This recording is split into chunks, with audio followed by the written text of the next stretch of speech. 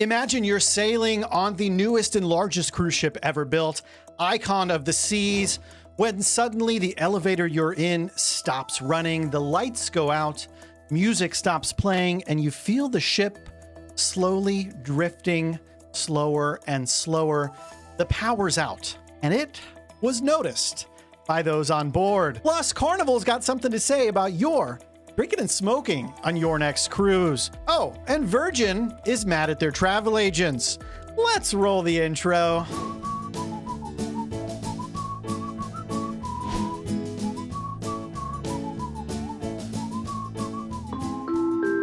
Hey, welcome to the Midships channel. It's your Captain Corey, and thank you so much for stopping by the channel today. We got tons of cruise news to get into, so let's take things on down to Miami, Florida, the home port of the world's largest cruise ship, Icon of the Seas. I know many of you have cruised on Icon. I personally have not. It's a very expensive cruise to monetize on a channel such as mine. We're getting there, though. We are getting there.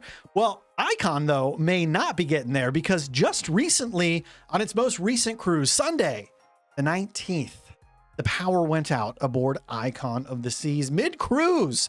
Yeah, that's right. It's a little bit odd, a little bit strange hearing about one of the newest cruise ships that you could possibly sail on that launched, I think it was back in January, only a few months ago, already breaking down. But Icon of the Seas, well, it broke down. Now, reports say that the power was out on board Icon from somewhere between 10 minutes to upwards of an hour. Now, there's some questions surrounding just how long this power was out, because big ships, new ships, have backup emergency power for certain systems. Systems like, well, the elevators, that kind of thing, the lights. So it's really kind of hard to tell. It depends on where you were on the ship, how your experience would have been. Now, for their part, Royal Caribbean seems to think the power was out for somewhere between 10 to 15 to 20 some minutes on Icon. We really don't know. I'm telling you, we really don't know, but we're still working on it.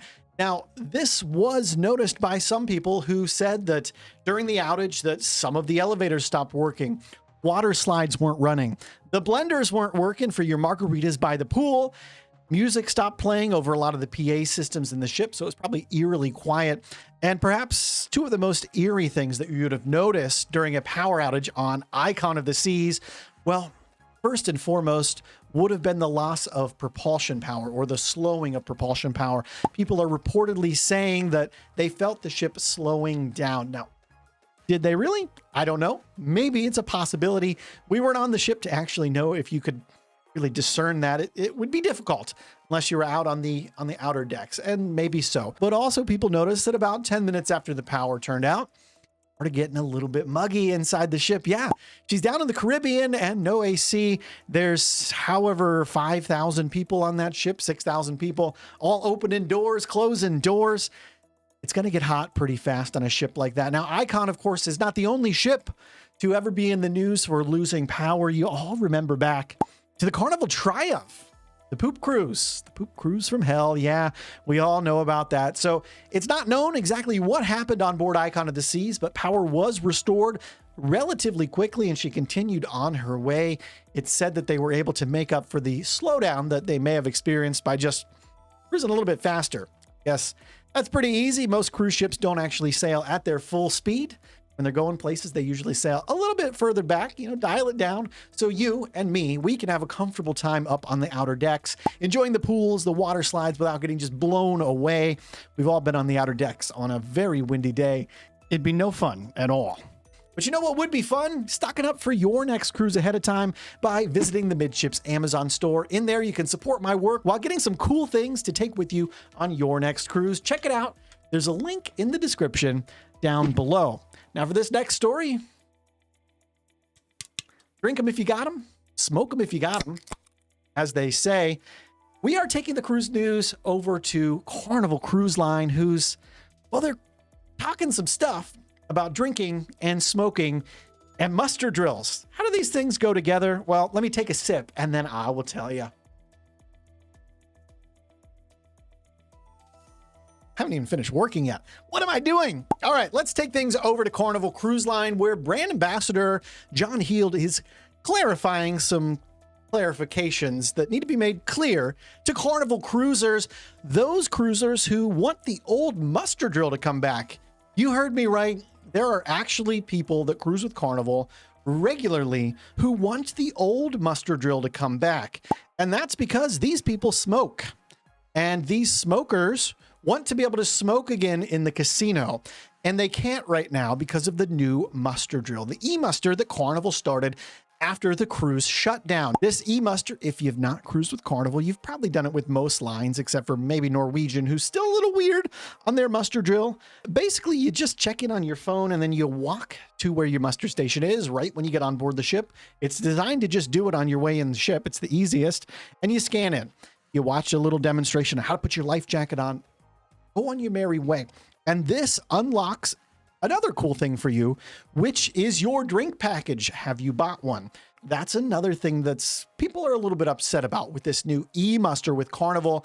The drink package only is good for your first 2 drinks on embarkation day before you get cut off if you've not completed your muster drill. Now, it's very simple. Literally, it's the easiest thing to do. Your whole cruise is to walk in, find where you go if there's a problem, and let them scan your phone. So I don't understand why people are so upset with this, but for now, Carnival has said yes. We're going to continue the e-muster drill. We're going to continue to keep the casinos non-smoking on embarkation day until we are out in international water and the casinos are open. So smokers, go to your smoking deck. Drinkers, get your 2 drinks in and get your muster drill done. Essentially, Carnival just doesn't want to play ball anymore with people who drag their feet on the muster drill. Now, I, for one, am an experienced cruiser. I would have to say several hundred nights at sea by now. I think that makes a little experience. I don't want in any form, fashion, or whatever other words you would use to describe it, the old muster drill to come back on any cruise that I'm on. I don't like that. No, but alas, I'm a little bit worked up over this. Don't bring back the new muster drill. And speaking of being a little bit worked up, Virgin Voyages sent me an email today, me and a lot of other travel advisors. That's right.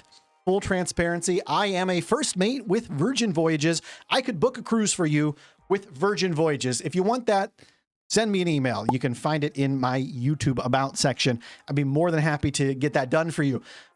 Here's the deal. I don't actively book travel myself. I have a partner agency. If you're interested in using them, please reach out to me. I would be happy to put you in touch with them.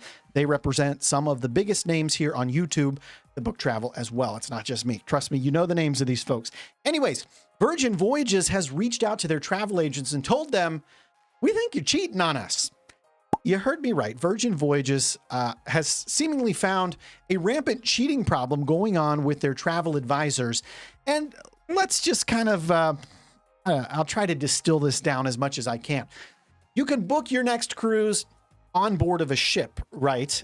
Most of us know that that is possible. You can do that on Virgin Voyages as well. Well, it's being said that travel advisors are sort of waiting in these areas where the next cruise desk is, or the future cruise desk, or whatever you want to call it is.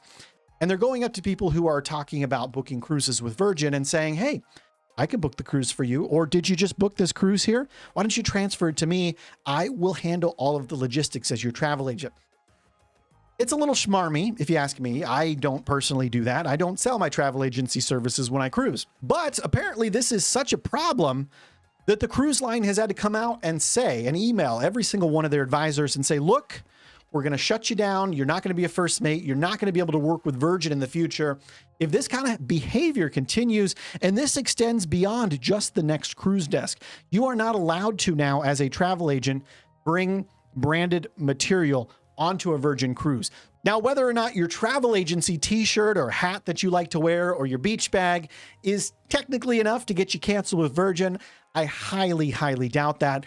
It seems like the cruise line really just wants to scare the crap out of the people who are taking advantage of the system the way it's set up. Most travel advisors, they're not going to push themselves onto you. Now, a lot of times you will find out that there's travel advisors cruising with you, mostly because we get ridiculously good rates on cruises, Virgin Cruise Line included.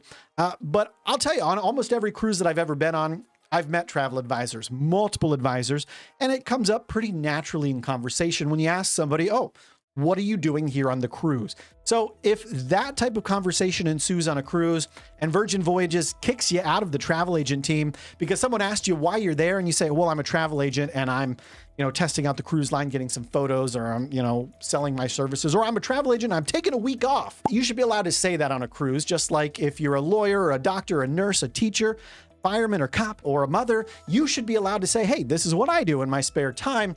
I don't know. What say you with this? Have you ever been approached on a cruise by a travel agent who was seemingly pushing their travel services upon you? I gotta say, it's like a captive audience, so I understand why this kind of thing would happen. But again, you gotta realize where you're at, and people are there. They've paid money to be on a vacation. Like, cruising is fun. It's an escape from reality, and that's why we love it as much as we do. So to be sold on board more than the cruise lines already are with their upsells for specialty dining, drinks packages, specialty shows, shore excursions, and the like that they're doing already, you don't need a travel agent coming up to you. You don't need a travel agent coming up to you all the time and trying to upsell you as well. If you made it this far into today's episode, well, why don't you do yourself a favor? Get subscribed to the Midships channel. It's the best way to stay informed for everything going on in cruising. Leave a like on this video if you wish to be on a cruise with me. Thank you so much for stopping by the channel today. And until next time, we'll see ya Midships.